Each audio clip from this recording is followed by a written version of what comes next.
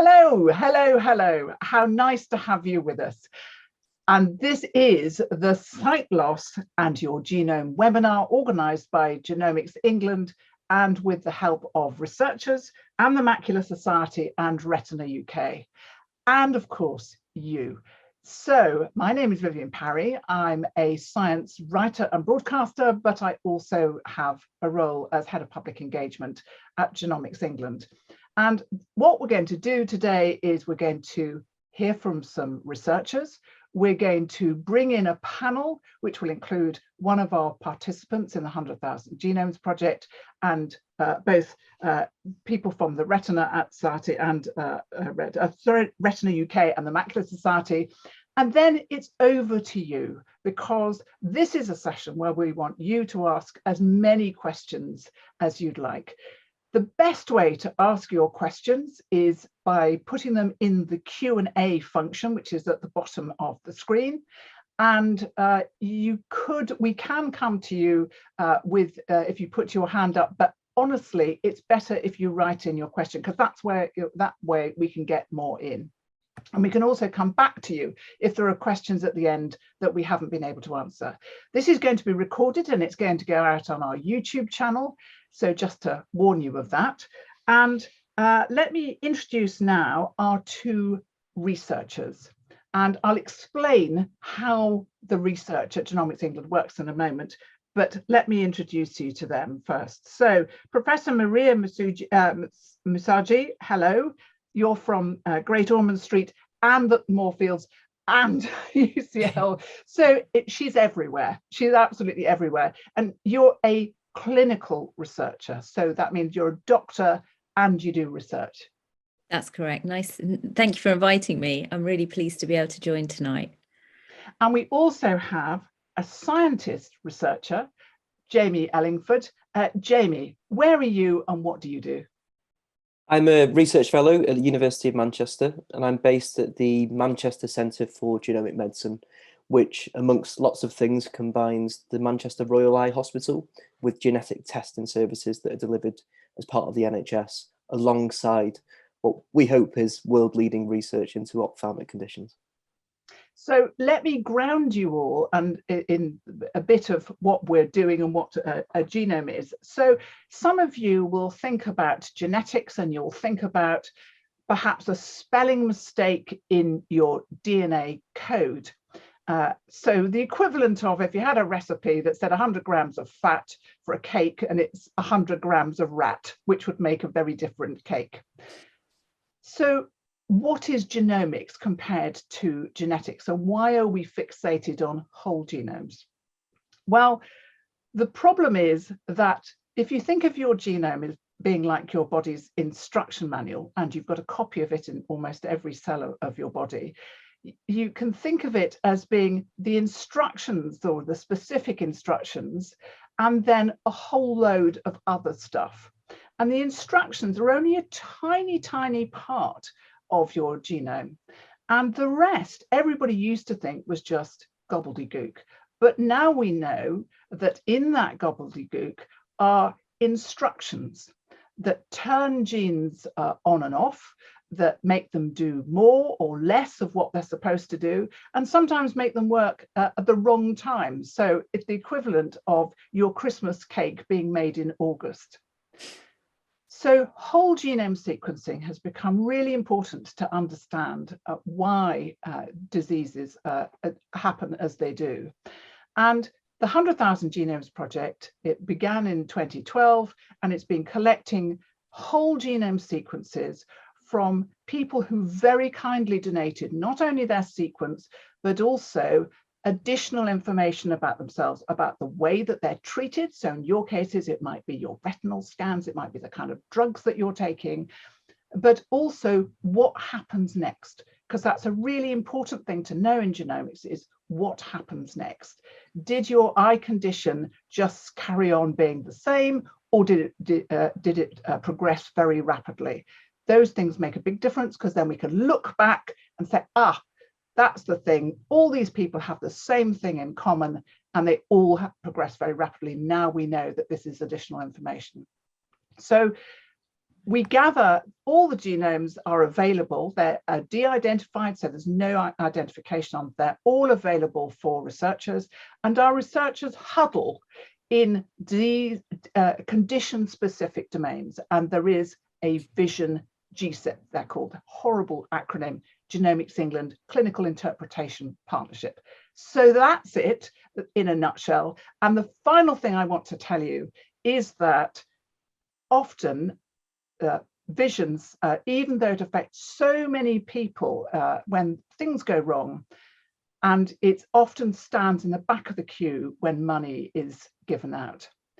And I want to tell you all that as far as genomics and sight loss is concerned, you are the dog's bollocks of research, because the people in vision research are right at the vanguard, and you are the community most likely to have new treatments and new diagnostics coming from genomic medicine.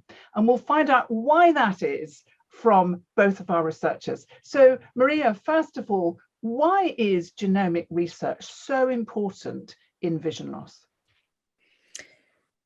So in my specialty, I work with patients with genetic eye diseases, and these diseases can affect children that are born.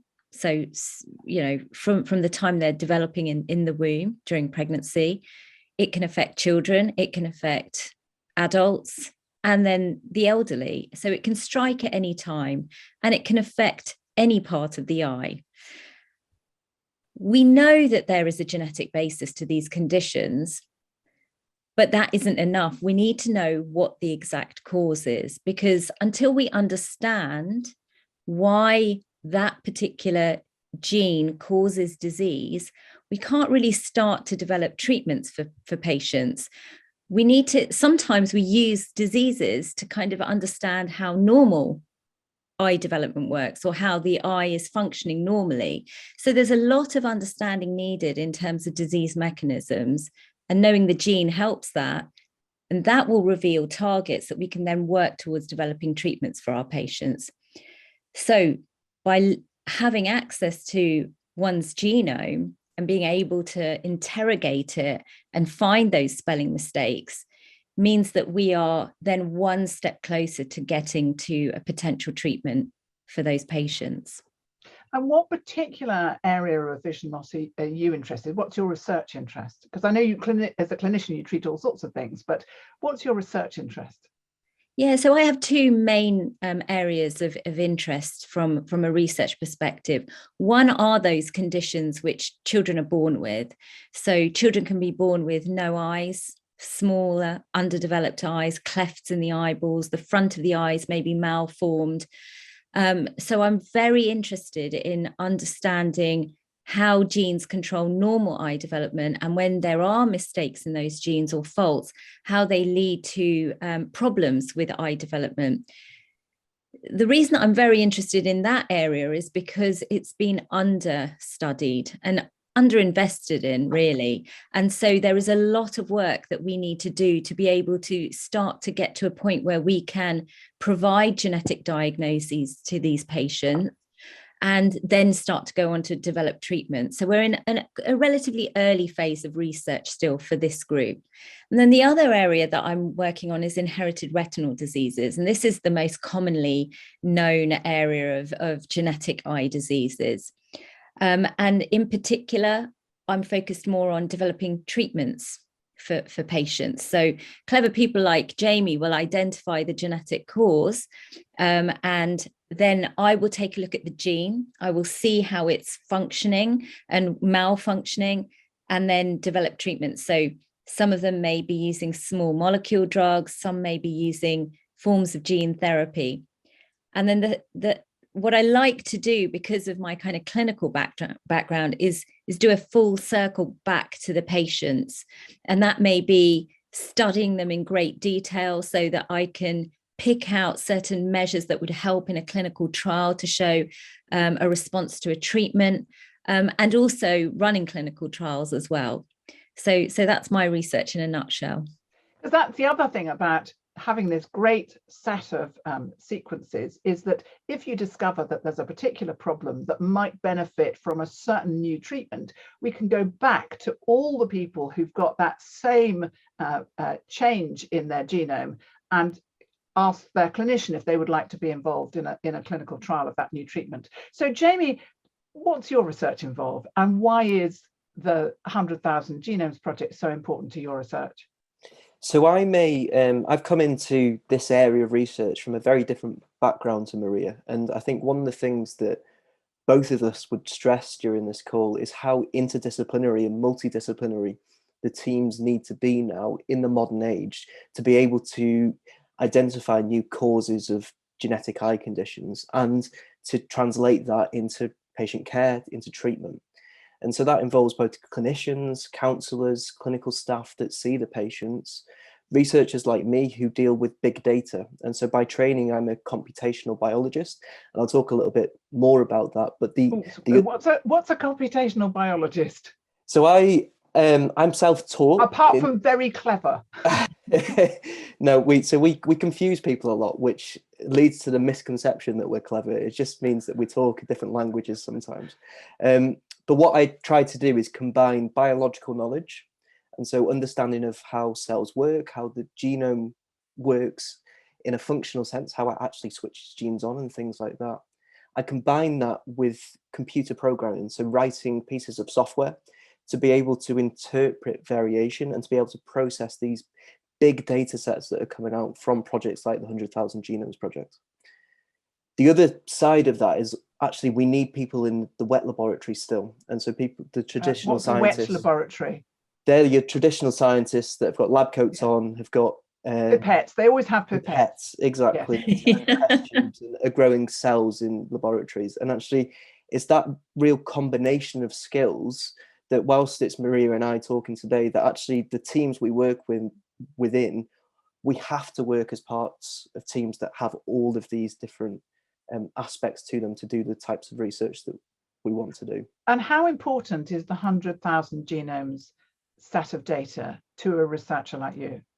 I can't overstress how important it is, and being able to look at a patient's genome gives us the best chance in lots of instances to identify causes of their conditions. It also enables us to learn more about cell biology and how the genome works. And there's two projects that I want to highlight that we're driving in Manchester, where the genome is absolutely essential. So the first of those is how we start to look at the non-coding genome. And so our genome, as you've already mentioned, is almost like a recipe book. And it's a recipe book that contains 3.5 billion letters that are arranged into genes or into sentences, and parts of the genome code directly for things that we call proteins that allow the cells to work. So that's the recipe bit. So that's the recipe bit. And the rest of it, which is quite often been called junk, helps us control when we switch genes on, where they're switched on, and how genes respond to different things that are happening in the cell. But actually that junk DNA, that non-coding DNA, actually codes for 98% of those 3.5 billion individual units, or nucleotides as we call them. And so actually it's a big search space, and there's a huge amount of data there that we just don't know how to look at it. And so one of the things that we've been trying to drive in Manchester is to develop strategies that use computer programs as well as biological knowledge, clinical information, family history, to identify genetic changes in that non-coding part of the genome, which could be either driving genetic conditions or contributing towards their onset. And so the second project that I wanted to mention briefly, and I'm sure we can talk in more depth, is funded by the Macular Society, who, and I'm sure many of the people on the call here today are representatives of the Macular Society. But it's trying to understand how combinations of genetic changes can lead to how a disease or a disorder presents. And so a really stark example of that is individuals from the same family who both have exactly the same genetic change. And one of those individuals presents with blindness and the other is completely unaffected. And this concept that we call incomplete penetrance or variable expressivity of diseases is is a real mystery to us as to why the same genetic change can cause such vast differences. And by looking at a genome and combining that with other types of data sets, we can start to understand what different types of genetic changes are doing to the different cells in the eye and how it changes their function, and potentially how it's modifying how these particular genetic changes present. So to mix my metaphors a bit, it's a bit like a cocktail effect, is that, you know, either you've got the gin on its own, or you've got the other things with the gin that actually then alter the way that the gin, well, I'm getting myself in a muddle now, but tastes, you know, so it's what else is in your gene. It's the mixer. It either makes it taste nice or not. So. Thank you for getting me out of that one, Maria. Right. So let me introduce the rest of our panel to you. So first of all, and can we get them to turn their cameras on now? So first of all, can I introduce Dave McCormick, who is a panel member of the Genomics England participant panel. He's fantastic, just terrific on our panel. And our panel is there because they all have their DNA in the 100,000 Genomes Project. And so they are the guardians of it, and they guard it very, very well indeed on your behalf. Then we have Geraldine Hode of the Macular Society. She's a research manager. And we have Kate Arkle, who's the research development manager of Retina UK. Hello to both of you. So let me ask Kate first. Why is a resource like the 100,000 Genomes Project important to you? It's enabled researchers to discover so much more. It's a fantastic resource for the researchers that our community are relying on, really, to help open up choices for them and to discover new treatments for them. So we support people and fund research into inherited retinal conditions that Maria mentioned. And these can be caused by any one of a huge number of genes. And some of those genes are yet to be discovered and certainly yet to be fully understood and characterized.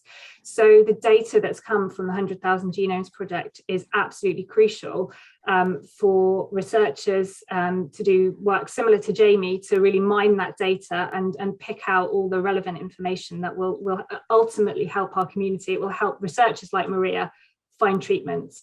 And it will also just enable our community to have more information about their own condition and what's affecting their family. Geraldine, of course, what people are really wanting from all of this is they're wanting new treatments. How does the genome research lead to treatments? I think there is such a lack of knowledge over macular dystrophies, as Jamie was saying, lack of knowledge over why one person over another suffers from sight loss. There's so much we don't know, and I think the more we can understand about the genetics of macular dystrophies and other inherited retinal conditions, the more we can move towards treatments. You know, they're within touching distance, I feel. And we really need that extra information to be able to build on that and develop treatments so that we can stop the sight loss. Maria, I'm going to ask you to be a cheerleader. You already are this, but a cheerleader for the eye. Why is the eye so likely to be at the forefront of all of this in terms of treatments? I mean, the eye is already at the forefront, and you mentioned that in your introduction. I mean, in terms of the organ itself, it's very accessible. We can visualize it really well with all the techniques that we use in our clinic, so we can monitor disease progression. We can get to the layers of the eye. And so that makes it very accessible. We've already got the first approved gene therapy on our NHS for a certain type of inherited retinal dystrophy caused by a particular gene.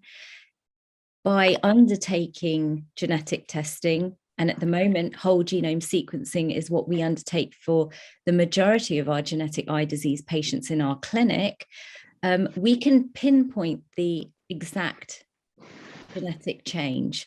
And there are hundreds of clinical trials coming through that are targeted towards particular genes or even particular mutations within certain genes. And so I can't emphasize enough, if you haven't had your genetic diagnosis already, please do go and get it. And, you know, you asked the question a moment ago about the value of having this done as well. So yes, there's treatment, and that may be still a long game for a lot of people, but there are imminent benefits from having your genetic diagnosis as a family. So if you have a child that is born with a genetic condition, you're going to be worried about the risk of having another child. You may want to access things like pre-implantation genetic diagnosis, which, before you ask what that is, it's a form of IVF where we fertilize the egg and sperm, and then once it's a ball of cells, we take a cell and we can check whether it's got the mutation or the genetic change, and then we only implant healthy embryos back. Now, this is all available on our NHS. And so, you know, by undertaking these tests, we can actually give a lot of answers to families, why this happened, what's the cause. That's enough for a lot of people. Then we can give them access to various research and trials. They can become involved, they can get in touch with those researchers, they can reach out to the relevant charities, support groups, they can get proper genetic counselling, access to family planning. So it's just such a valuable thing to have done. And of course, they can also hook up with people like them, because until you've got an exact diagnosis, you don't know. And you feel alone. You feel alone. You feel alone, isolated. You don't understand why it's happened to you. There's guilt, there's pain. And, you know, Macular Society, Retina UK, several other sight loss charities in the UK are there to support these people. So, Dave, I wanted to ask you, because people now through the Genomic Medicine Service can have this, you know, it's a whole genome sequencing, but they also get the option to tick a box that says, I want to be part of research. And why would you say to people that they need to tick that box to be part of research? In other words, not just have the whole genome sequence by itself, but opt to be part of the research process. Thanks, Vivian. It's an excellent question. And I would encourage everybody out there who's listening, who's taking part in this webinar, that if you haven't participated or put yourselves forward, please consider doing so. It's so very important. As Maria and Jamie said before, we need as many samples of the genome, of different people's genomes, as is possible, because the more examples that are out there, the more opportunities there will be to make those jumps from point A, B, C, D, and ultimately Z, to actually understand what is going on, in this case, with the eye, or why is it, as the excellent example, I think, which Jamie gave, why one member of a family doesn't present with a sight condition and another member does, even though they share the same or very similar genetic makeup. So I would say that's the reason why the more genomes, samples, examples that we have, the more likely the amazing work that Maria and Jamie and others are involved in, they will be able to work together to get closer to those treatments and to those solutions that we're all seeking. Because ultimately, we also need to bear in mind that genomic testing and sampling is constantly evolving, it's constantly changing. And if I may, to use one of my favorite examples, and being a very sad Doctor Who fan that I am, if you remember the old style Doctor Who, pre-colour, your William Hartnell, as opposed to your David Tennant and your amazing colour and special effects, that is very much where genomics testing is going. It's getting more and more towards the David Tennant style of special effects, colour, and brilliant scripting. What we've got is that over time, the technology is improving and developing and evolving. So you may get a no response or a negative response now, but that's not to say that in future you will come up with a positive response with a clear explanation, a genetic diagnosis as to why your eye hasn't developed in the way that it has, and equally as importantly, going forward, what treatments, what therapies are out there. I myself have microanophthalmia. I am one of the legion of people with arrested development of growth in their eyes. I am still waiting. And I am confident that over time, the amazing work that Maria and Jamie are doing, that at some point very soon, an answer will be forthcoming. I'll get my answers as to why it happened and what could happen next. So please give your samples, get involved. It's all safeguarded and it's all anonymized. Thank you. Maria. Can I just also say, and if a patient comes to see me and we do the whole genome sequencing, and if they come back with, say, they couldn't find the cause, by them ticking to allow access into research, it means people like myself and my team and Jamie can actually go in and have a look at their genome and interrogate it further. And anophthalmia and microphthalmia are the conditions I work on. And we've just, by using the 100,000 Genome Project and the data in there, just discovered 4 new genes. And we've gone from, diagnostic rates of less than 8% to nearly 33% in just a few years because of that resource. So, your genetic information we're going to be working to help find the answers for you, as well as a wealth of other scientists working on it too, which is only going to be a good thing. So please do tick that box. So you've kind of got 2 things going on. You've got your huddle, which is where you all go in and you look at somebody who has a genetic cause of their vision loss, and you try and together you pool your knowledge to try and find it. And then the other bit is really more Jamie's bit, where you look at a mass of people and you try and work out what are the patterns and what are the things that are going on a bigger scale, which may lead you to better understandings of. Would you say that was how it is? That's Jamie? exactly true. And so we use a combination of statistics and logic, really. So we put rules and we try to prioritize and filter things. And that's only possible in large cohorts, large groups of individuals that have got similar or the same genetic conditions. And it's only possible if we share data, actually. So some of the leaders in genomics are all about, and they champion global initiatives to share data, because, and obviously that has to be done in a safe way, in a secure way, in a safeguarding way. But by comparing data sets from around the world, as well as those that are in the Genomics England data, we can learn more. And I think that's really the key here, is that there are 2 sides to this puzzle. Number 1 is the patient who sat there in the clinic and whether we can give them an answer. And number 2 is whether we can learn about these conditions and learn about the treatments and ways that we can manage these conditions better. So Dave, I'm going to come back to you. You've got these 2 fabulous researchers. What's the question that you'd like to ask them?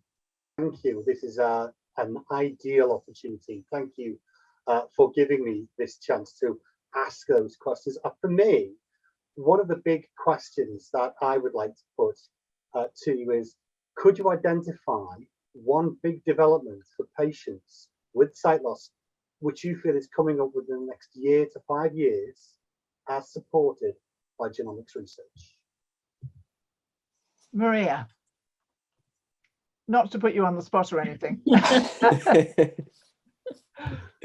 I can go first if you want, Maria. Yeah, Jamie, you go first. I mean, so I'm going to build on something that I mentioned to begin with, and so that's a project which is very generously funded by the Macular Society.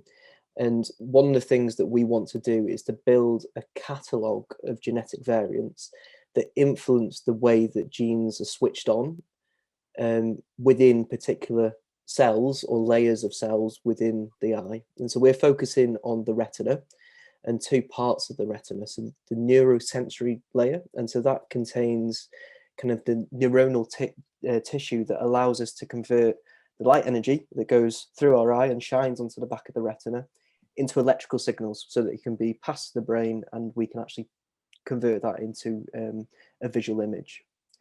And we're also going to focus on a layer of cells just beneath it called the retinal pigment epithelium. And this is a supportive layer which essentially allows those neuronal cells to do what they need to. And so what we're going to generate is genomes, as we've already talked about, but we're going to combine that with gene expression data. And so gene expression meaning how genes actually work, so their activity. Yeah, so we're going to take a snapshot of which genes are switched on at a particular time in certain sets of people.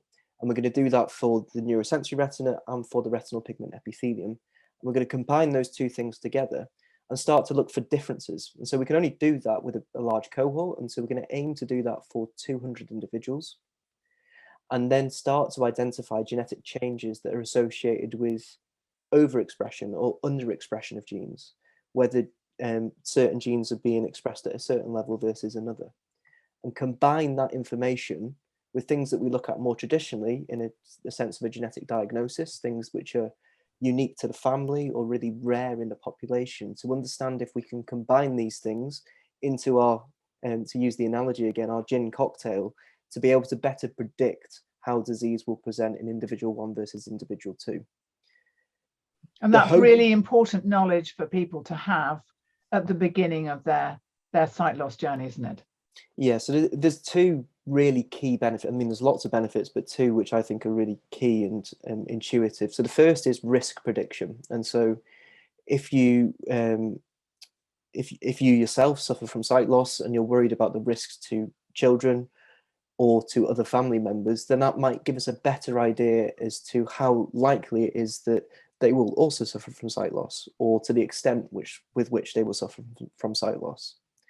And the second is the ability to develop treatments to directly target these types of genetic variants, or these cocktails that we can start to pinpoint. And so we haven't talked yet really about things like genetic engineering, and I don't think that's necessarily a discussion for today, but the types of things that we're going to identify through these projects don't rely on things like genetic engineering. You don't need to change the genome in order to treat something. Actually, it could be as simple as developing molecules which upregulate or downregulate gene expression. And so that's a slightly, in a naive way, a slightly easier thing to develop in the lab and to potentially go through to clinical trials. And so I think those 2 key benefits, risk and the development of treatments with that knowledge, would be a really exciting things that maybe we won't get to in a year, but maybe in 5 to 10 years. Maria, what would your top pick be? Now you've had a chance to think. Yeah, my brain just goes into too many different kind of angles, but I would 2, and mine are very treatment based. So again, it's going to be an inherited retinal disease and an ocular maldevelopment kind of answer. But for Dave specifically, one of the projects that I'm working on that utilizes the data from the 100,000 genomes is looking at all the genes that cause microphthalmia, small eyes, and looking at all the patients with the genetic causes of that, and then looking at patients that are very, very short-sighted, but they actually have really long eyeballs. So it's almost the opposite end of small eyes. So small eyes and long eyes. And I want to look at the genes that are shared between the 2 groups, because what we're starting to find, and this goes back to, it echoes what Jamie's just said, is that there are certain genes that are switched on at certain times in certain parts of the eye that control eye growth.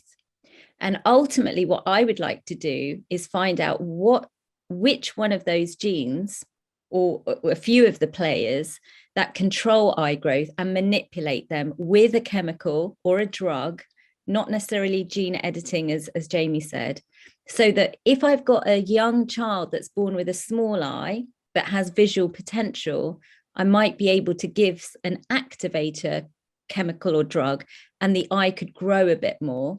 And for this mass epidemic we've got of short-sighted people across the world, we could equally maybe inhibit or stop something that slows the growth down.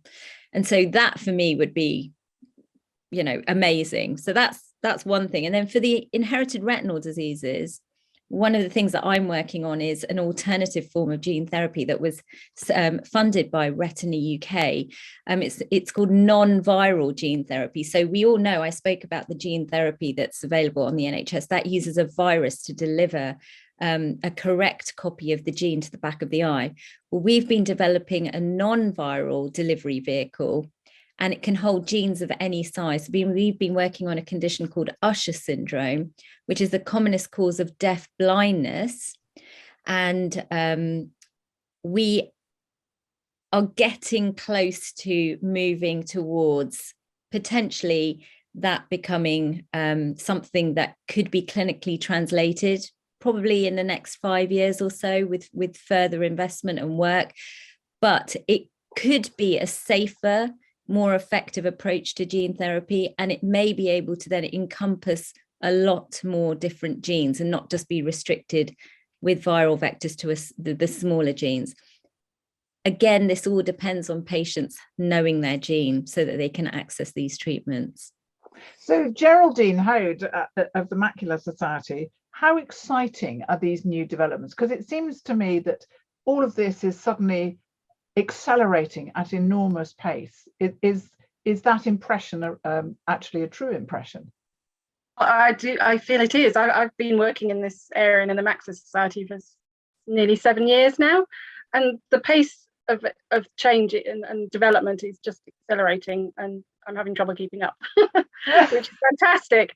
So absolutely. May I ask a question? Yeah, of course. Absolutely, thank you so much. It's quite a broad-ranging question, really. It's around diversity in health data, and what Maria and Jamie feel are the issues around diversity in the data that they deal with. Okay, Maria. I mean, there are... And a quick answer, if you wouldn't mind, because we need to get on to questions. There are real issues with diversity. So we are doing very poorly in terms of gathering the genome data from, say, the Afro-Caribbean population.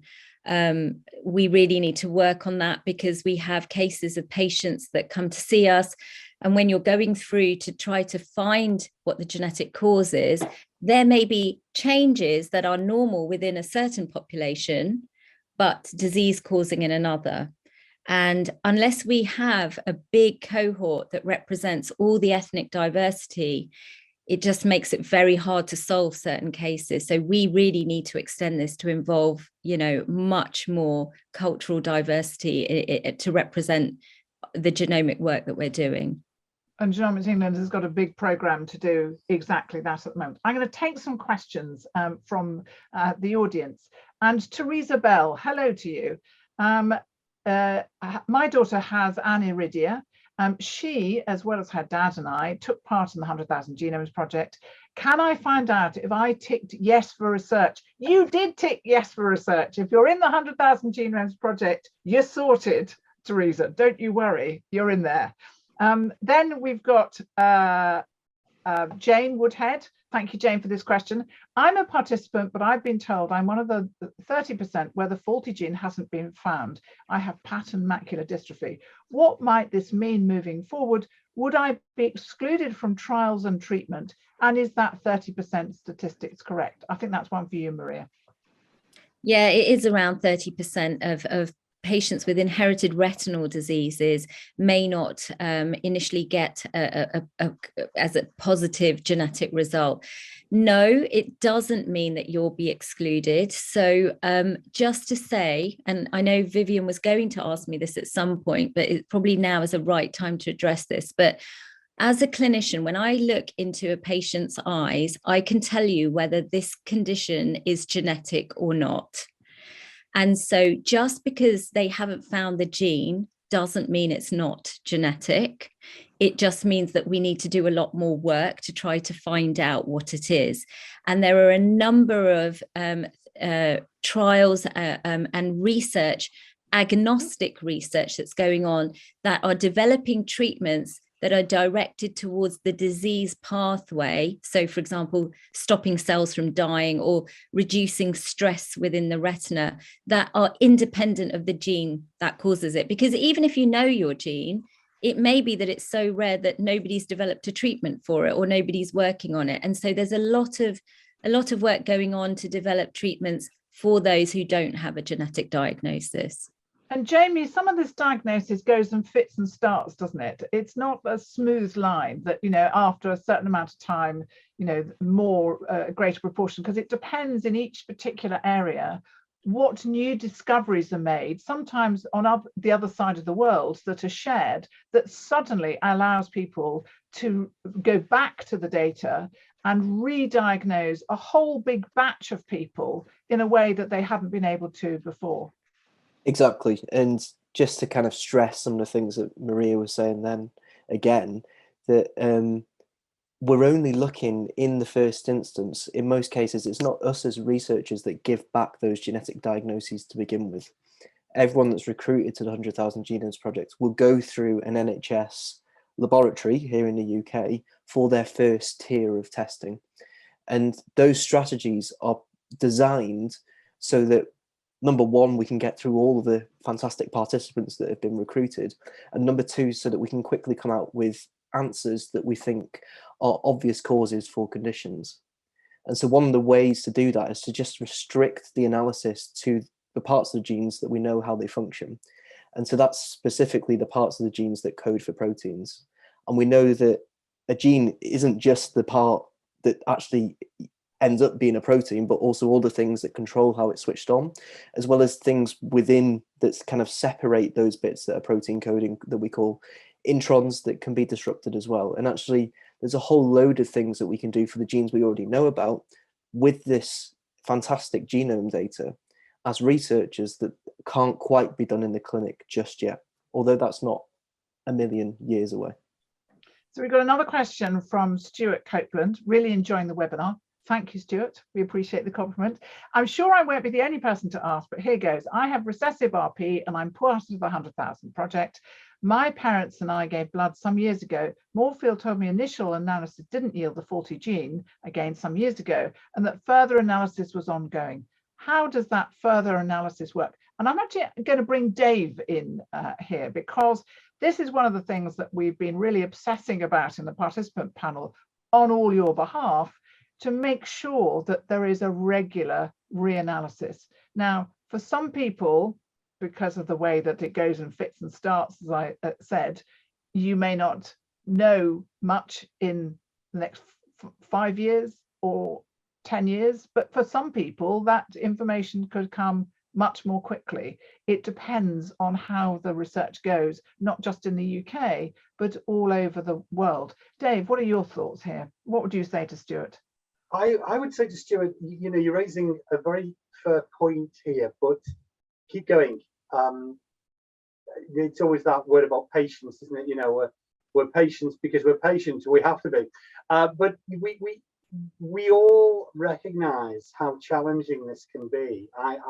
I've been waiting now since 2017, and Jamie. I work with your colleague Professor Black and the amazing team over at Manchester, and it's recognising that over time there will be incremental discoveries.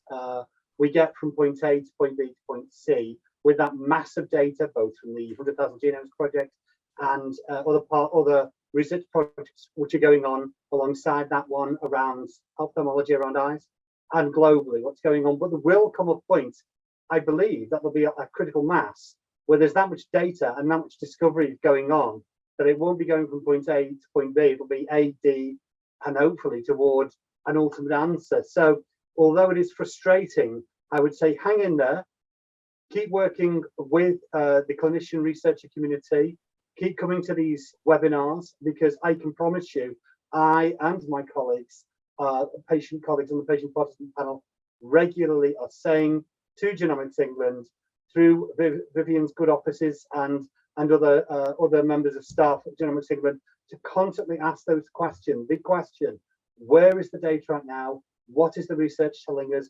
What are the technological advances? Using my Doctor Who example before, as the TARDIS is evolving and changing and improving, and the technology is improving and changing and getting more accurate, we will get closer to the answers that you seek. So stick with us, keep coming to these events, and we will keep pressing on your behalf to get the answers that you're after. Thank you. Here's a question from James Mellon. The biggest problem seems to be that if you research online, fatal, the only information you get is that nothing can be done for MD and nothing is being done.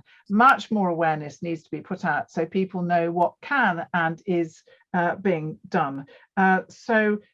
Maria. Yeah, I've just noticed there's a lot of questions in the chat about, asking, saying that they've got a certain gene and is there any information. Basically, in December 2020, we launched a website called gene.vision, and this was part funded by Retina UK. And I would just urge people who are asking these questions to go to that website. It's literally www.gene.vision. You can type in your condition, you can type in your gene name, and you can read a lot about the latest research. It's been written by people like myself. It's been proofread by the people like Kate, who's on the call. And so it's reliable, trustworthy information. It will tell you about the latest research and it will signpost you to the charities as well. And then if you go to the charities, they can also give you a lot more information about what's going on.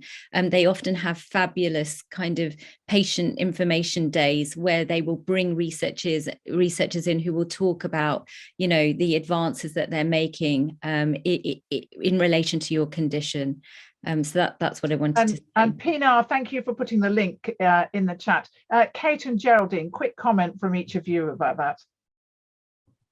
Kate, I think the Gene Vision website is brilliant, and we do direct people to it. So well done, really. Kate. Yeah, it is a really good resource, and I would just say that if people are feeling unsure or they don't understand what they've been told or they're feeling unsure about genetic testing in the first place, then our door is open to take inquiries and to support people through that process. We've got some information too that's more specifically about genetic testing called Unlock Genetics, and I think complements Maria's website quite nicely because that's more about, we've got examples, people talking about their experiences of testing, and then when they find out, they can go to Maria's website and learn a little bit more about it.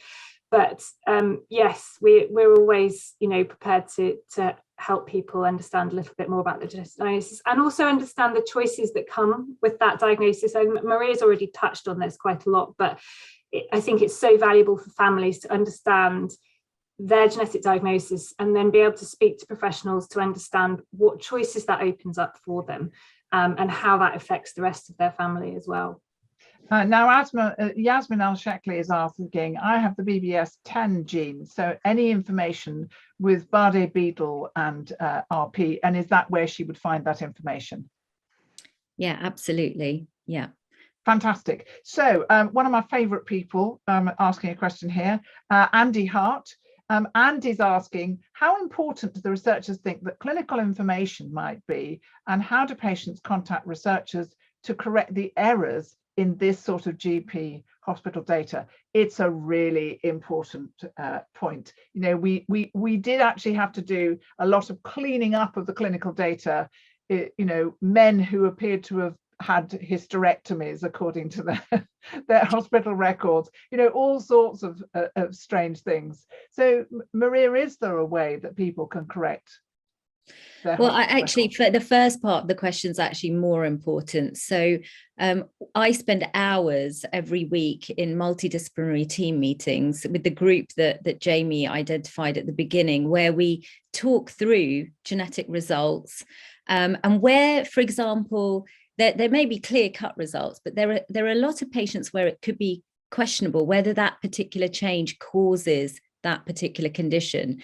And so that's where the clinicians and the scientists all come together and we present the clinical information, and we can actually change the category of the genetic change that we're looking at so that it can be attributed to that individual's disease if we've got good clinical information. So yes, allow us to examine you, allow us to, look at your images, come to your appointments, participate in these kind of natural history studies. That's all really helpful. And then in terms of errors, well, I think it's just when you come to the appointment, you can just inform us when we're asking you about your history. If you feel that there's been an error, you can address that. I'm not 100% sure how you would go about that in terms of at the GP. I presume that would be a similar situation, but I think the best thing you can ask for your GP data, and you can there's a kind of bit of a resistance to corrections. I mean, I think they, and actually the data in clinical records has changed, where from the times when people used to put things like, normal normal for Norwich and things like that. And sorry if anyone's from Norwich. We have electronic patient records now in most hospitals. So if you're going in and you're telling your consultant or the doctor that you're seeing, and they make a document of that, then it's searchable then in the future. So just tell your doctor, and hopefully they can make that change. Geraldine might be able to answer this question, which comes from James Mullen. Are there any programs looking into muscular dystrophy? And if so, is there a way that James can take part? I'm assuming that James isn't part of the 100,000, but not all forms of macular dystrophy are genetic in origin. Am I right in saying that? No, I would say they are all genetic. Oh, they're all genetic. Yes. Yes. So what sort of programs might they have been referring to? I'm not research sure. Programs are we talking about? Research programs, I think. Right. Okay. Well, we offer the opportunity for people to join clinical trials. We very often, wherever we can, advertise that clinical trials that are underway. So we have something called our research participant database, which people can join, and they can let us know very few details about themselves, mainly things like date of birth, what their condition is. And then if a clinical trial comes up, we could contact them to let them know that trial is underway and that they're recruiting. So for instance, Stargardt disease, there's a few trials underway for that, for treatments for Stargardt disease, and we could potentially contact them and let them know. So it is about using the charities. We do talk about the clinical trials that are going on, and we are a source of information for people to understand what research is going on, what clinical trials, what treatments are underway. So Jill is in the chat saying, so excited to see the work done on the 100,000 is making such a difference to sight problems, as I worked on the project as a research nurse. Amazing. Thank you, Jill, for telling us that. Rais, I hope I've got your name right, Rais. Rais Akhtar saying, I have a defective gene called PROME, P-R-O-M-E. I think that's PROM1. PROM1, sorry. PROM1, that was a bit of a typing error, I think. So how about that? Are there people with that condition in the Genomics England dataset, which, by the way, should properly be called the National Genomic Research Library? There definitely are patients that have been found to have that mutation. Again, I would ask him to have a look at the Gene Vision website, because I know PROM1 is on there, and yeah, you'll be able to access more information from that. Very good. Just looking at these questions again. James Mullen is saying, how can I get tested? So what's the best advice? Kate or Geraldine, what do you say to patients about being tested? So in your own time, you can go and have a look at our website, Unlock Genetics, just to give you a bit more time to digest the information, because it's all there. But I would say initially, if you are still regularly seeing an ophthalmologist, we do know that some of our community stop seeing their ophthalmologist for understandable reasons, but if you are, then the first thing to do is to speak to your ophthalmologist. They may be able to get the testing process started themselves. They may be able to draw some blood and get that sent off for the appropriate lab testing. And ideally, they would also refer you to the services that can provide you with genetic counselling, because it's very useful to have genetic counselling alongside genetic testing, so that you've got a space to talk about any issues that may raise. And genetic counsellors are very, very good at interpreting the results of genetic testing. Also, your ophthalmologist, if they don't want to start that process themselves, they can refer onwards to a specialist centre, to somebody like Maria, who does this all the time and can link you into everything that goes with having a genetic test and support you through that process. Okay, I'm going to stop you there because I'm going to ask, there's a couple of questions I want to fit in. James Mullen is saying, is this all available in Scotland? They have their own version of this. I mean, the simple thing is just to ask your GP to refer you for genetic testing. Yeah, and there is there's a test directory as part of the Genomic Medicine Service. Think of it as like a kind of Argos catalogue of genes, and actually, if you ask for it, it lays out very, very specifically what tests are appropriate for what conditions, and if whole genome sequencing is appropriate, then that's something that you should be offered, and it doesn't matter what part of the country you're in, because it's supposed to be right over, this is all over the UK, but in England and Wales, I know it operates under that test directory system. And I'm sure they also do it in Scotland, James, so don't worry. Final question I want to fit in, Jen Stubbs saying, do you see any expansion to the 100,000 Genomes Project? The original scope was rare disease and oncology. Can you see a time where it will be expanded to 200,000 genomes? I think it's going to be expanded to 5 million genomes. It's going to be huge. So Jamie, just to close this, what will be the impact of having far more genomes and that clinical data along with it? Yeah, so I mean, having that data just allows us, I've said the dreaded word statistics before, but actually starts to allow us to apply statistical models in a more informed way and detect things that we can't from smaller data sets.